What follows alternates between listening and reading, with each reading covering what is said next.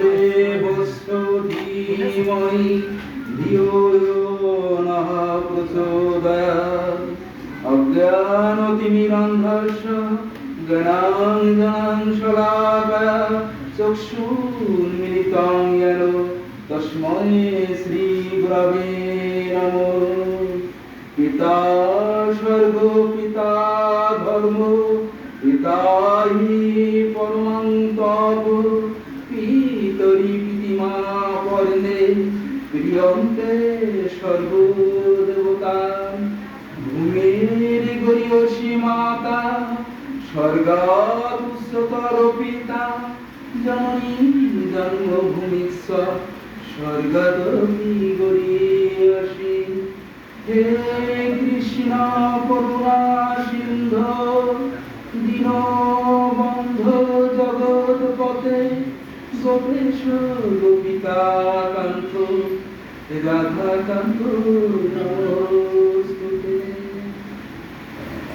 সম্মানিত ভগবত মণ্ডলী, দূর দূরান্ত থেকে আগত পরম ভক্ত পরম বৈষ্ণব এবং পরম কল্যাণীয় মাতৃ ভক্ত মণ্ডলী, সর্বচরণে আমি সশ্রদ্ধ ধন্যবাদ প্রণতি জানাচ্ছি।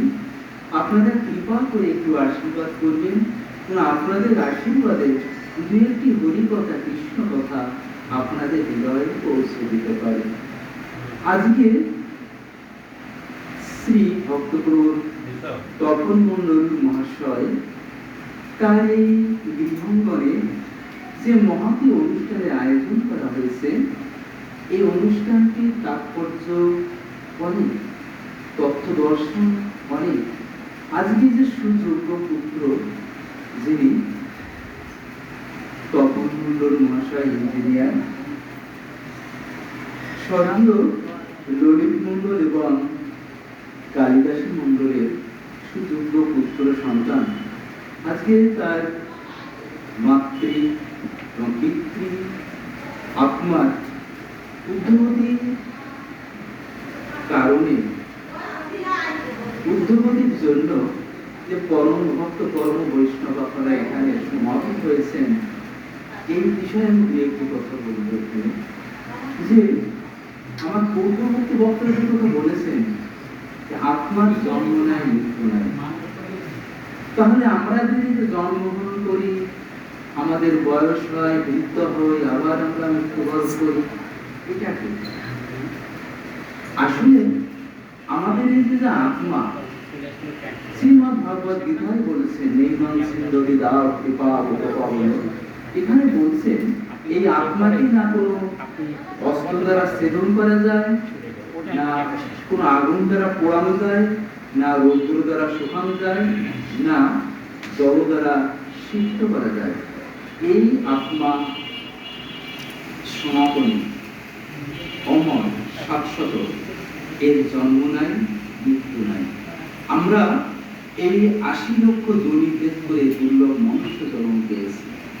এই দুর্লভ মনুষ্য জন্ম, এই জন্মটা আপনার যেদিন জন্ম হয়েছে, অর্থাৎ এই পঞ্চভূতের এই মনুষ্য শরীর যেদিন আপনি প্রাপ্ত হয়েছেন প্রাণ গোবিন্দ ভগবান শ্রীকৃষ্ণের অসীম কৃপায়, সেদিন কিন্তু আপনার এই দেহের মৃত্যুরও জন্ম হয়েছে। তাহলে আমরা আজকে একটা দিন সকাল থেকে যখন সন্ধ্যা হয়ে নিশীথে প্রবেশ করবে, শুধু একটি দিনের সমাপ্তি নয়, আপনার আমার জীবন থেকে একটি দিন ঘুরে পড়ছে, আমরা আরো একটি ধাপ এগিয়ে যাচ্ছে মৃত্যুর দিকে। তবে মহারাজ পরীক্ষিত জানতে পেরেছিলেন তার আর পরমায়ু মাত্র ৭ দিন আছে, কিন্তু আমরা কেউ জানি না আমাদের পরমায়ু কতদিন আছে। কারণ আমরা আজকে এখানে যারা এসছি, এখান থেকে যে সবাই বাড়িতে সুন্দরভাবে ফিরে যাব সেই নিশ্চয়তা কিছু নাই। কারণ একমাত্র প্রাণ গোবিন্দ পরমেশ্বরই জানেন যে আমাদের ভূত ভবিষ্যতে কি আছে। তাহলে আমাদের জন্ম যদি হয়েছে, মৃত্যুরও জন্ম সেটি হয়েছে। এই জন্ম এবং মৃত্যুর মাঝে যেটুকু সময়, এইটুকু সময় আমাদের দুর্লভ মনুষ্য জন্ম। শুধু দুর্লভ নয়, সুদুর্লভ। কারণ 80 লক্ষ জনিভেদ করে দুর্লভ মনুষ্য জন্ম পেয়েছেন। আর এই দুর্লভ মনুষ্য জন্মে আপনার একমাত্র আমাদের পরম পবিত্র বেদ উপনিষদ গীতায় যে কথা বলছে সেটি হলো পরমেশ্বর। তিনি পরমেশ্বরের পরে যদি এই জগতে কোনো ভগবান